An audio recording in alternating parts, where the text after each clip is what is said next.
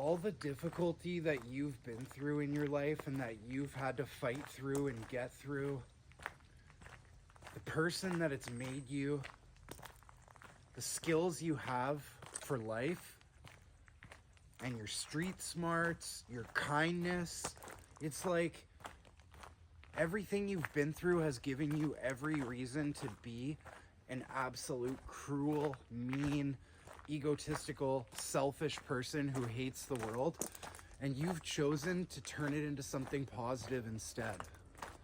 You've chosen to use your pain to help others, or you've chosen your pain to be a good person. Whatever it is, you did not go through everything you've gone through just to be stuck in this little depression, just to be like stuck in bed all day, done with life, not excited for anything. No, you need to knock it off, and you need to realize no one's coming into your life. No one's gonna make you happy. Nothing's gonna just happen that's gonna flick a switch and make you get out of bed in the morning easier tomorrow. You gotta find your own reason to get out of bed.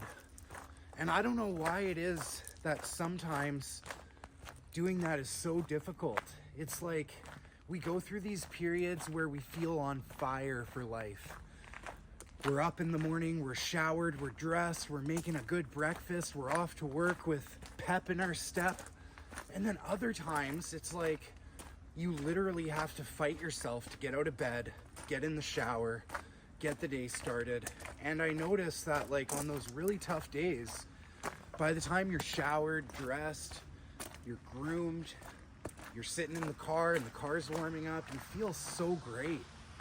Like you really need to give yourself a pat on the back in those times. And I may preach like being hard on yourself, but you also need to know when to give yourself credit where credit's due.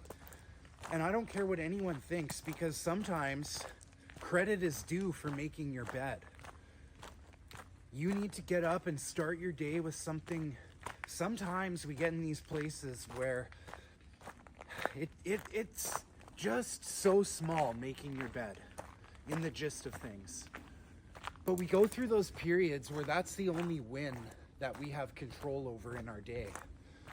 And you will notice when that's the only thing that you can control, how different you feel when you choose to make the bed compared to when you don't. I feel like that needs to be spoken about more.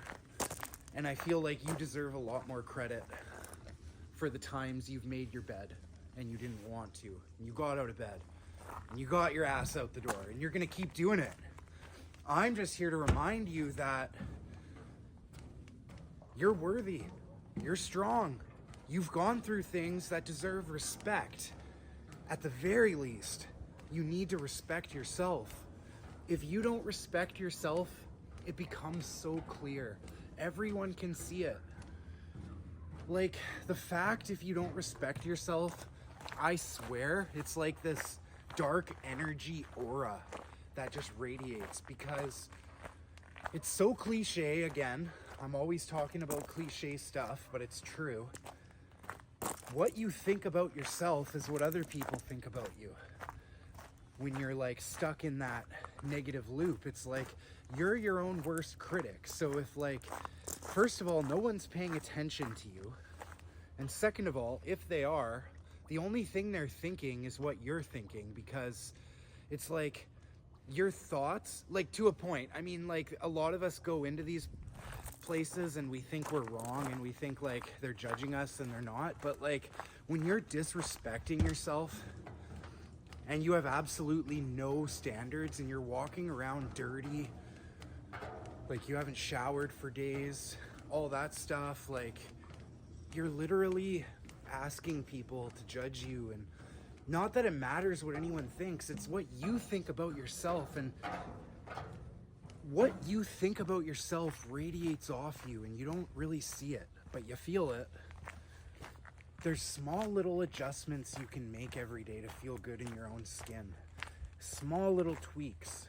And like I said, don't downplay making your bed.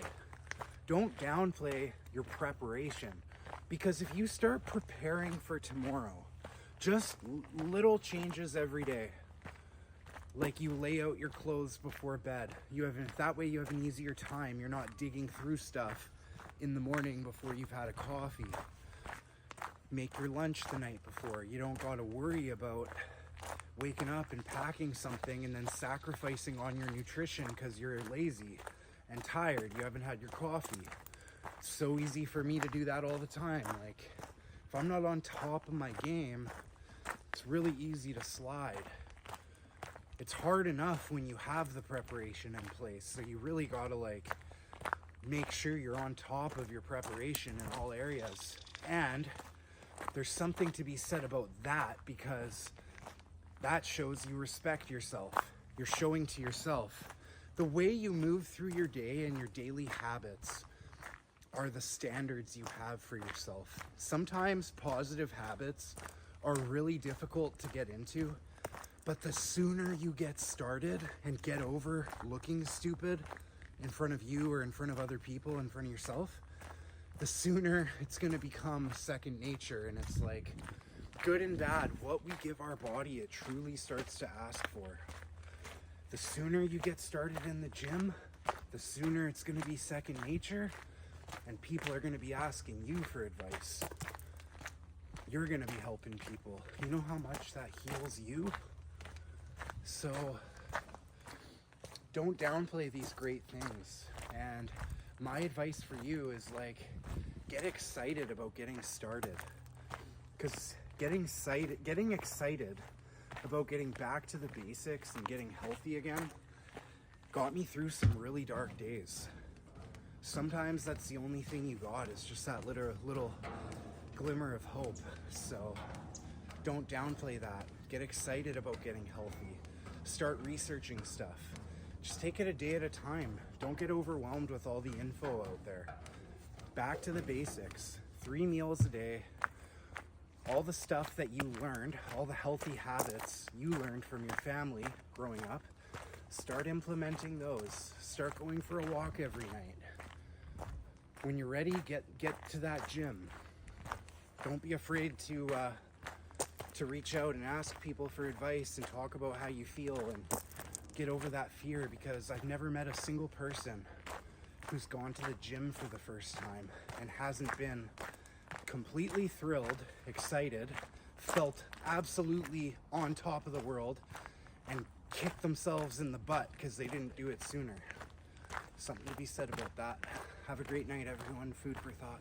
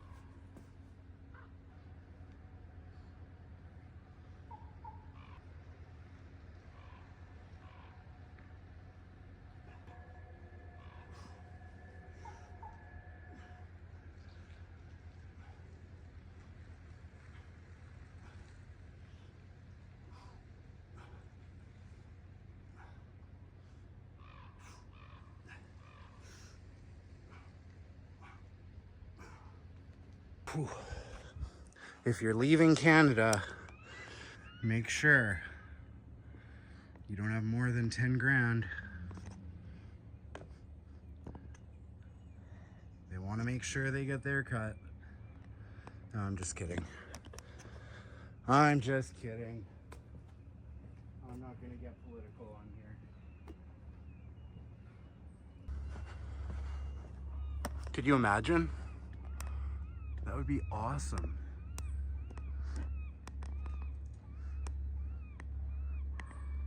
I feel like it would be really peaceful. Everyone's got sewage and there's a water station. A lot of people have their own little kitchens on board. Pacific Northwest way of life.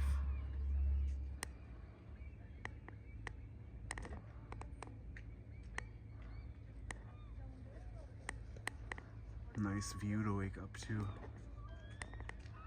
Sure would be nice to have a cup of coffee and watch the sunrise.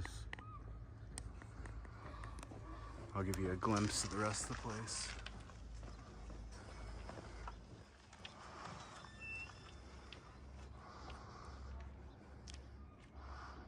Nice little spot.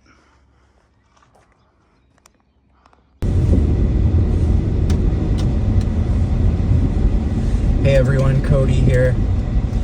Something that I find pretty crazy is there was 3,000 overdose deaths in British Columbia through the summer. Just in British Columbia alone. That's massive. I think that's the biggest one we've had yet, 1,500 people in a month. That's nuts. And I used to be addicted to fentanyl. I was like wired on it, and for me, that drug is so scary because every time you do it, it's stronger than last time. Like, if you're a fentanyl addict or if you have a taste for opiates, the crazy part is like, you never forget that feeling it gives you of relief. And a lot of people I know that have been addicted to opiates, a lot of us share the same story. A lot of us started with like a pain pill that felt good recreationally. And then we learned that it soon becomes physically addictive. And the joke's on us because we become physically addicted to the substance. But there's different levels to it. So like the thing that you're physically addicted to might not work anymore. So you need to find a stronger opiate to do. Usually that's not a hard thing to do, but it doesn't really work like that anymore. That was when I was up and coming. Nowadays, kids are hopping straight into the fake pressed pills that are just fentanyl and benzodiazepines and caffeine powder, essentially. The people pressing the pills, they're not a pharmaceutical agency. They don't have quality control. Some might be stronger, some might be softer. A lot of people, when they're addicted to opiates, it's not like you live a decent life. Your life very quickly starts revolving around the substance, and you start selling everything you have to keep up your addiction because you get so sick without it that like the items in your possession mean nothing to you because all you can think about is how you're sick. That can sure lead to some scary places. I've seen addiction lead some people to far worse places than I've been, but I haven't really talked about this much. And my first time overdosing, I was in Prince George, and there's a safe consumption site. People will say what they will about safe consumption sites, but they do save lives. I'm a walking example. I was using earlier in the day, and I was using almost every day, so my tolerance was high. I had a full-time job at the time too, and the great part is I was working at a homeless shelter during that time, so like I relapsed when I was working at that homeless shelter, and then I'd be using with the people, and some of them would like try to use it against me, and it was a shit show, complete shit show.